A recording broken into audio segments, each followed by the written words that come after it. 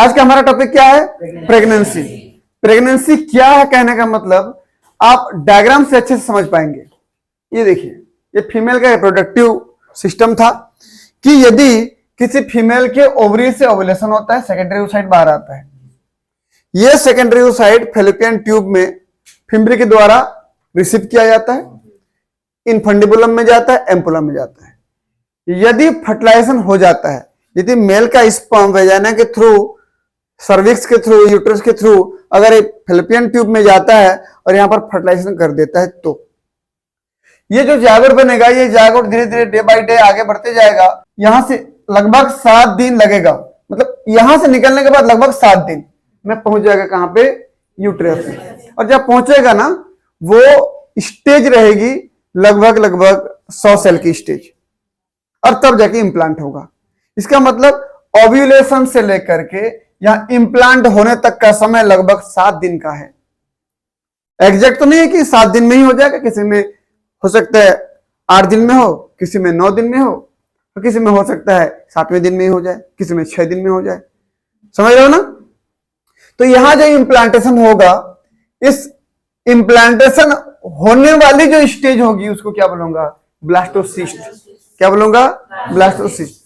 अब ये ब्लास्टोसिस्ट जब इम्प्लांट हुआ तो ये आने वाले 9 महीने तक वहां पर रहेगा और वहीं पर एंडोमेट्रियम से न्यूट्रिशन लेगा, साइज में बड़ा होगा, डेवलप होगा और बेबी का डेवलपमेंट करेगा। और जब बेबी पूरी तरीके से मैच्योर हो जाएगी, वहां से वो जब पैदा होगी, पार्चुरेशन होगा, ठीक, तब ये प्रेगनेंसी पीरियड खत्म हो जाएगी। तो प्रेगनेंसी पीरियड कहां से कहां बोलने पर? यहां इम्प्लांटेशन से लेकर के बच्चे के पैदा होने तक के बीच का जो समय था, जहां पर यूटेरस में डेवलपमेंट हो रहा था बच्चे का, वो क्या कहलाता है? प्रेगनेंसी। प्रेगनेंसी मतलब हिंदी में गर्भावस्था। गर्भ में जो अवस्था डेवलप हो रही है उसको क्या बोलते हो? गर्भावस्था। समझ में आया ना? ठीक है। यहां पर हमारे पास एक डायग्राम है। इस डायग्राम में ध्यान से देखिएगा आप लोग। ये ओवरी है, ओवरी में ये ग्रेफियन फॉलिकल है, ये ग्रेफियन फॉलिकल है। ग्रेफियन फॉलिकल में जब ओवुलेशन होगा तो सेकेंडरी oocyte बाहर आ गया, ओवुलेशन हो गया, और ये कार्पस ल्यूटियम। ठीक है ना? अब ये जो सेकेंडरी oocyte है, सेकेंडरी oocyte ये इनफंडिबुलम मतलब फैलोपियन ट्यूब के फिम्बरी के द्वारा इनफंडिबुलम में आया, एम्पुलम में जब गया, मैं बोला यदि स्पर्म आता है तो यहां पर फर्टिलाइज करेगा। तो यहां पर जिस दिन ओवुलेशन हुआ उसी दिन के आसपास क्या हो गया? फर्टिलाइजेशन हो गया। अब डायग्राम में देख पा रहे होंगे, ये फर्टिलाइजेशन हो गया। ठीक है ना? फर्टिलाइजेशन होने के बाद अब डे बाय डे जैसे जैसे समय करते जाएगा, धीरे धीरे आगे बढ़ते जाएगा। ये डे 1 में क्या बन गया? जायगोट। जिस दिन ओवुलेशन हुआ था उसी दिन फर्टिलाइजेशन होके एक दिन में क्या बन गया? जायगोट। फिर देखिए 2 दिन में, दूसरे दिन में 2 सेल की अवस्था, क्लीवेज हो गई। ठीक है ना? क्लीवेज हो गया। फिर अब आगे जब डिवीजन होते जा रहा है तो 4 सेल की स्टेज आ गया। फिर आगे जब क्लीवेज होते जाएगा, देखिए 8 सेल का स्टेज हो गया। फिर आगे जब होते जाएगा, ये धीरे धीरे समय करते जाएगा, तो ये देखिए अब ब्लास्टोसिस्ट की कंडीशन आ गई, लगभग 100 सेल की स्टेज। ठीक, अब क्या होगा? इसका इंप्लांटेशन होगा, यूट्रस के एंडोमेट्रियम में इंप्लांट होगा। तो इंप्लांट हो रहा है कौन है? ये ब्लास्टोसिस्ट, लगभग 100 सेल्ड स्टेज। ठीक, ब्लास्टोसिस्ट कहने का मतलब यहां पर 2 चीजें बन गई, चारों तरफ ट्रोफोब्लास्ट की सेल और अंदर में इनर सेल मास, और अंदर जो कैविटी होगा blastocoel stage, blastula stage. Blastula stage की उस स्ट्रक्चर को ब्लास्टोसिस्ट कहते हो, जिसके चारों तरफ में ट्रोफोब्लास्ट की लेयर पाई जाती है, अंदर में इनर सेल मास होती है और छोटी सी कैविटी होती है जिसको ब्लास्टोसिल कहते हो। समझ में आया ना? वो स्टेज यहां पर बन गया। और ये लगभग कितने दिन में इंप्लांट हो गया? हाँ, लगभग 7 डेज में यहां पर क्या हो गया? इंप्लांटेशन हो गया, या ये बोलूं एंडोमेट्रियम में धंस गया। ठीक है ना? ये इंप्लांट हो गया। क्लियर है कहानी इतना? चलिए, ये पूरा यूट्रस का स्ट्रक्चर था, उसमें से कुछ ये लेफ्ट वाले जो फीमेल रिप्रोडक्टिव स्ट्रक्चर का आधा था ना, उतना को डायग्राम में दिखाया गया। जैसे ओवुलेशन हुआ था, मान लीजिए फर्टिलाइजेशन नहीं होता, ये जो स्पर्म दिख रहा है ना, ये स्पर्म ये मान लीजिए नहीं आया होता, तो फर्टिलाइजेशन होता क्या? नहीं। लेकिन क्या ये एक हफ्ते में नहीं पहुंचता? फिर पहुंचता। इम्प्लांट नहीं होता? इम्प्लांट भी होता, लेकिन आगे और लंबे समय के लिए इम्प्लांट नहीं रहता, आगे और 7 दिन तक रहता। फिर ये सेकेंडरी ओसाइट वो तो एक दिन में ही डेड हो गया था, 24 घंटे के अंदर क्या हो गया था वो डेड। उसी बीच में फर्टिलाइजेशन हुआ तो ठीक था, नहीं तो डेड हो गया था। आगे इम्प्लांट हुआ और आने वाले 1 हफ्ते तक वो इम्प्लांट रहा, उसके बाद डेड सेल था, ब्लीडिंग के रूप में उसको बाहर निकाल दिया गया, मेंस्ट्रुअल साइकिल चल गया।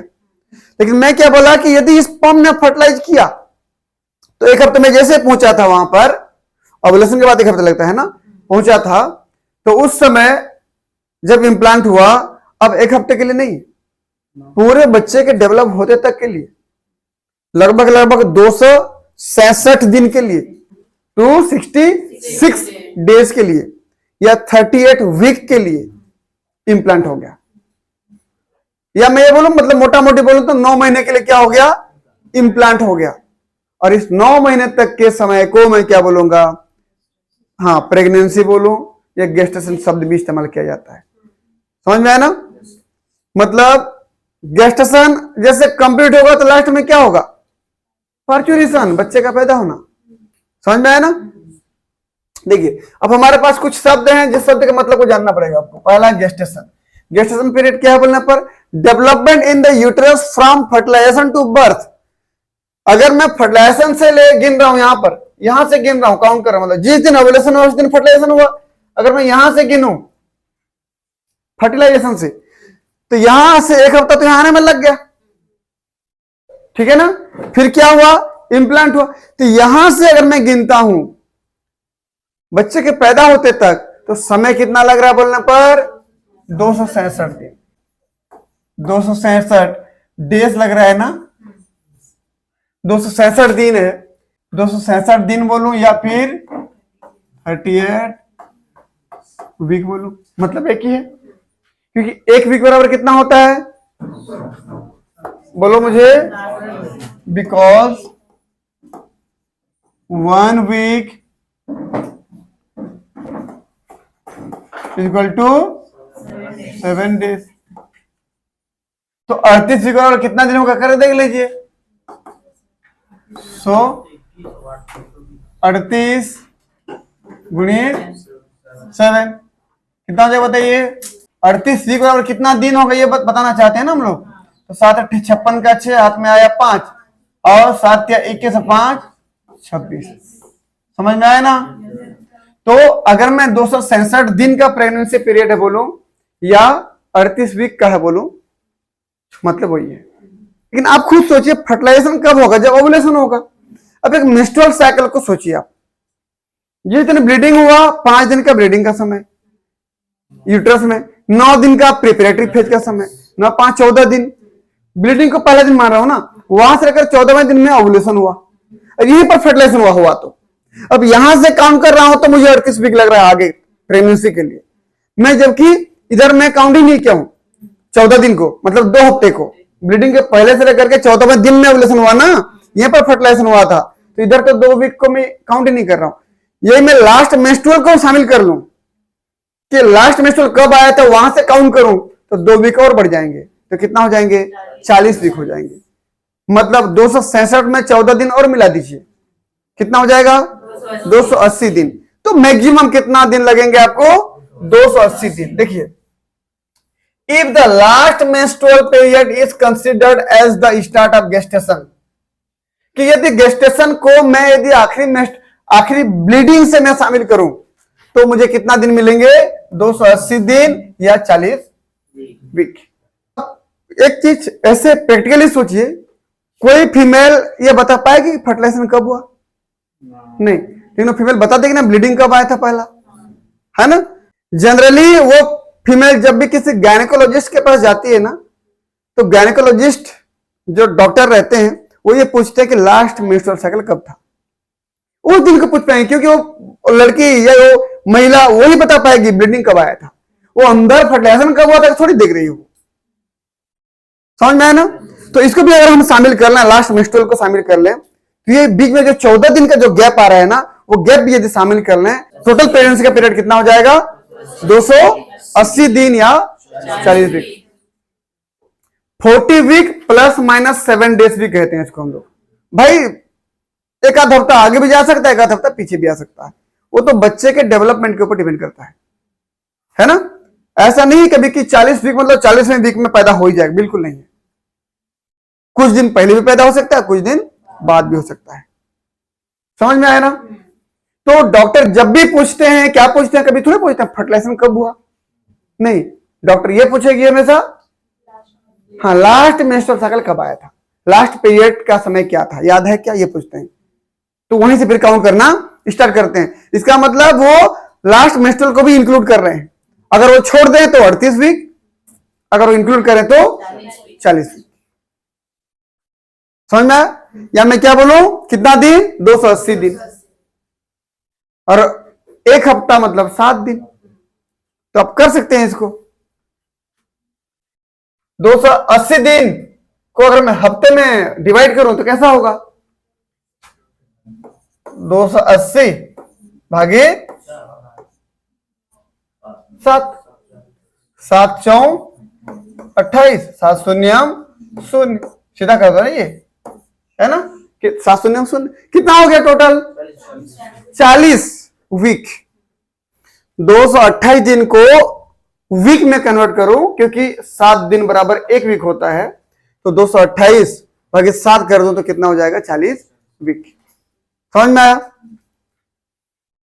लास्ट एक लाइन में ये बोलना चाहूंगा मैं कि गेस्टेशन पीरियड क्या है बोलने पर, कि फर्टिलाइजेशन से लेकर के जब इंप्लांट होता है, ये सब मिलाकर के बच्चे के पैदा होते तक का जो समय था, डेवलपमेंट का समय था, गेस्टेशन पीरियड था।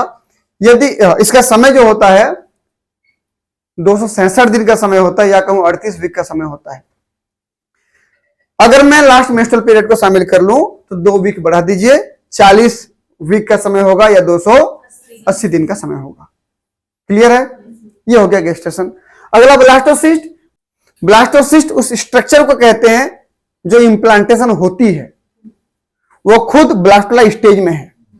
इसके चारों तरफ ट्रोफोब्लास्ट की सेल्स की लेयर है जो प्लेसेंटा बनाएंगी, अंदर इनर सेल मास है जो एम्ब्रियो बनाएगा, और उसी के अंदर में ब्लास्टोसिल कैविटी भी है जो गैस्ट्रुलेशन की प्रोसेस को इनिशिएट करेगा, शुरू करेगा। गैस्ट्रुलेशन याद है ना? इनवेजिनेशन, इन्वोल्यूशन, डिलेमिनेशन पढ़े हो ना? हाँ, ये सब प्रोसेस को शुरू करेगा वो। ब्लास्टोला की स्टेज में होता है, ब्लास्टोसिल होता है तभी हो पाएगा वो। अंदर कैविटी ही नहीं होगी तो सेल का मूवमेंट कैसे होगा? समझ में आया ना ये? तो ब्लास्टोसिल मतलब क्या हो गया? The developmental stage at the time of implantation with about 100 cells. जब भी ये इम्प्लांट होता है, इस सेल की स्टेज लगभग कितनी रहती है? 100 सेल की स्टेज रहती है। ये है ना, ये 100 सेल की स्टेज रहती है। यही होता है ब्लास्टोसिस्ट। अगर कौन सा स्टेज की, फेज की बात करो तो ब्लास्टोला स्टेज है, 100 सेल की स्टेज है। ठीक है? देखिए जैसे कि मैं आपको बोल रहा था कि किसी फीमेल का मान लीजिए ब्लीडिंग का समय ये था, आज ब्लीडिंग हुआ मान लीजिए, 5 दिन तक ब्लीडिंग चला, उसके बाद फिर 9 दिन तक प्रिपरेटिव फेज चला, 5 दिन ब्लीडिंग फेज या मेंस्ट्रुअल फेज, फिर इधर 9 दिन प्रिपरेटरी फेज। अब इस 14वें नंबर दिन में क्या होगा? ओव्यूलेशन होगा। ये दिन बोला फर्टिलाइजेशन हो गया, इफ फर्टिलाइजेशन बोल रहे हैं यहां पर, यदि फर्टिलाइजेशन हो गया, दिख रहा है ना? फर्टिलाइजेशन हुआ, उसके बाद जाके इम्प्लांटेशन होगा, ब्लास्टोसिस्ट होगा, ये 100 सेल की स्टेज होगी। यहां से 14वें नंबर दिन के बाद जब इम्प्लांटेशन होगा, ये इम्प्लांट हो रहा है। अब मुझे बताइए, इम्प्लांट होने में 1 हफ्ता लग जाएगा ना, ओव्यूलेशन के बाद 1 हफ्ता लग जाएगा। तो ये वाला जो समय था, ये 21 डे होगा कि नहीं? लगभग भाई यहां से 7 दिन, फिर 14 दिन, फिर 21 दिन, 4 हफ्ते में होता है ना। 21वें दिन में क्या होगा? लगभग इम्प्लांटेशन होगा। ओव्यूलेशन के 7 दिन में होगा ना, मैं मेंस्ट्रुअल से काउंट कर रहा हूं, यहां से 21वें दिन में क्या होगा, इम्प्लांटेशन हुआ। अब ये बच्चा धीरे धीरे डेवलप होते जाएगा, आने वाले पूरे बच्चे के पैदा होते तक डेवलप होते जाएगा, ठीक है ना। अब कोई डॉक्टर यदि काउंट करेगा, अगर ओव्यूलेशन से काउंट करता है यहां से, क्योंकि उसी के आसपास क्या हुआ था, फर्टिलाइजेशन, तो यहीं से काउंट कर रहा है, तो इधर 2 वीक तो छूट गया ना, 14 दिन छूट गया कि नहीं इधर, तो यहां से काउंट कर रहा है, तो बोला कि 38 वीक तक आगे रहेगा, ये 38 वीक तक रहेगा बोल रहा है, समझ में आया ना। लेकिन यदि लास्ट मेंस्ट्रुअल को मिला दिया जाए तो 2 वीक और जोड़ दिए, तब जाके 40 वीक तक हो जाएगा, समझ में आया, ठीक।